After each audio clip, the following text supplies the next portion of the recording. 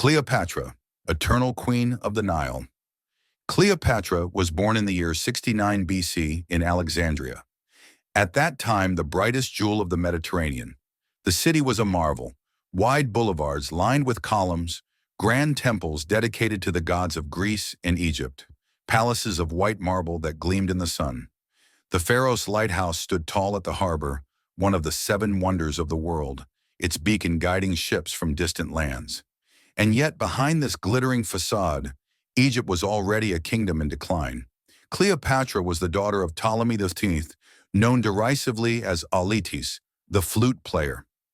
His reign was marred by weakness, debts, and constant dependence on the Roman Republic. To keep his throne, he had sold the treasures of Egypt to Roman creditors, and in return they propped him up. But their support came at a high price. The Egyptians hated him for it, and Rome's shadow grew ever longer over Egypt. As a child, Cleopatra must have felt the tension in the air. The Ptolemaic court was not a place of family warmth, but a nest of intrigue and jealousy, where even siblings schemed against each other. The dynasty she was born into was Greek, but they ruled an Egyptian people who never forgot that their pharaohs were foreigners.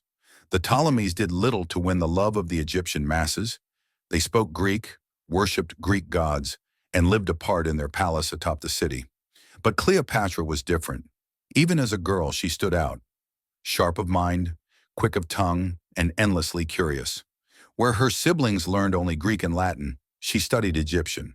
Where others disdained the ancient temples, she visited them, learning the rituals of Isis and Horus. The priests saw in her something her ancestors had lacked: respect. She was not merely a princess to them, but someone who understood the land itself. She was also clever beyond her years. She read Homer and Plato, mastered mathematics and astronomy, and learned the art of oratory. Even at 12 or 13, she was already watching the ministers and generals in her father's court, learning their weaknesses, memorizing their ambitions. She learned one lesson early. Here, power was not given. It was taken and held at any cost. When Cleopatra was 18, her father died. By his will, she and her 10-year-old brother, Ptolemy the Renowned, were named co-rulers. But power in Alexandria was never equal. Within months, the boy's advisors turned him against her, whispering that she was too ambitious, too independent. They spread rumors about her, cut her off from the treasury, and eventually forced her out of the city. Exiled in the desert with only a few loyal followers, Cleopatra faced ruin. The boy king's regime ruled Alexandria. The Romans still demanded tribute, and the Nile itself was in flood, threatening famine. Many in her position would have given up, but not Cleopatra. She began raising an army in the east, sending emissaries to loyal generals and bribing desert tribes to join her. She waited and watched, knowing her chance would come. And it came, carried to her on Roman sails. In 48 BC, Julius Caesar arrived in Alexandria. He came in pursuit of Pompey, his great rival in Rome's civil war. But by the time he landed, Ptolemy's ministers had already murdered Pompey and presented his severed head to Caesar, a gruesome gift intended to curry favor. Caesar was not impressed. He was appalled by their treachery and infuriated by their arrogance. Sensing her moment, Cleopatra moved. She could not enter the city openly. Her brother's soldiers would kill her, so she devised one of the boldest acts in history. Late one night, she was rolled inside an opulent carpet and smuggled into Caesar's private chambers. When his servants unfurled it, Cleopatra stepped out. Radiant, composed, her dark eyes full of resolve. Caesar, a man used to commanding kings and crushing rebellions, was stunned. Here was a young woman who dared to stand before him as his equal, who spoke with wit and confidence, and who offered him not just Egypt's riches, but herself. By morning he was hers, and she was his. With Caesar's backing, Cleopatra marched on Alexandria with her assembled forces. The brief war that followed was brutal. The royal fleet burned in the harbor. The great library of Alexandria caught fire and was partly destroyed. Ptolemy the Earther drowned in the Nile while trying to escape, his golden armor dragging him beneath the water. Cleopatra returned to the palace in triumph. She became Egypt's sole ruler and Caesar's lover. For the next 2 years, they lived like gods on earth. Together they toured the Nile, visiting temples and towns, presenting themselves as pharaoh and protector, king and queen of an ancient land. Cleopatra gave birth to his son, Caesarion, whom she hoped would one day unite Rome and Egypt as one empire.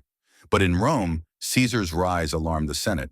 In 44 BC, he was assassinated, stabbed by conspirators in the Forum. When the news reached Alexandria, Cleopatra wept. She had lost not just her lover, but her shield against the world.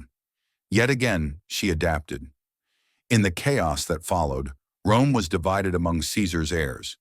Cleopatra aligned herself with Mark Antony, Caesar's trusted general. Their first meeting became legend. Antony summoned her to explain her loyalty. She answered not with words but with spectacle.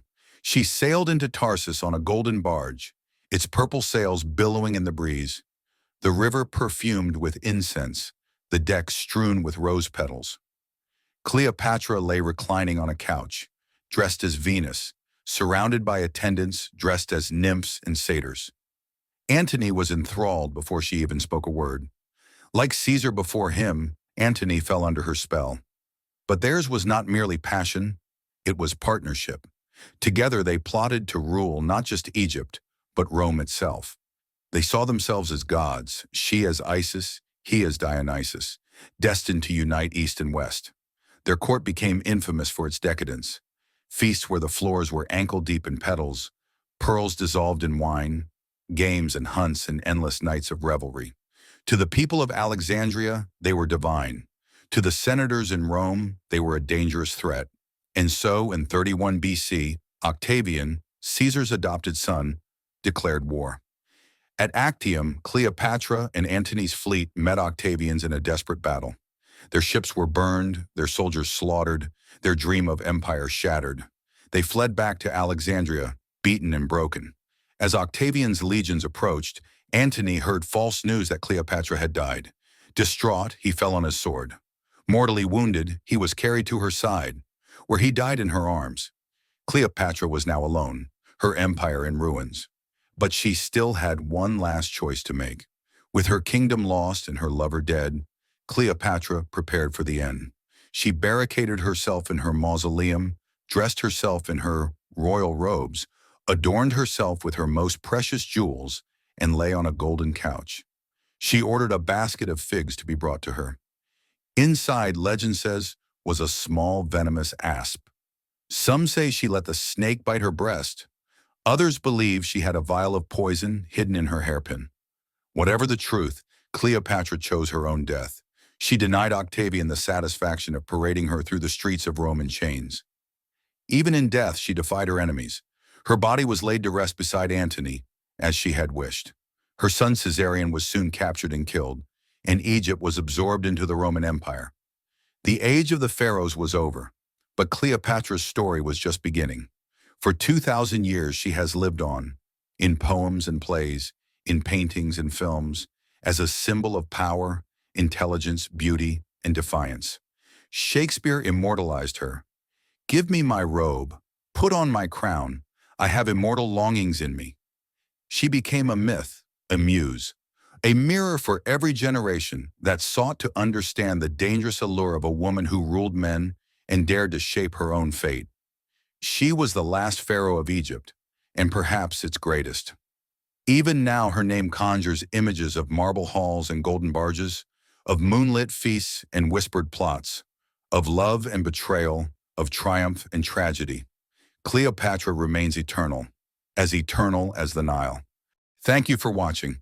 Follow us and be the first to know when we post a new video.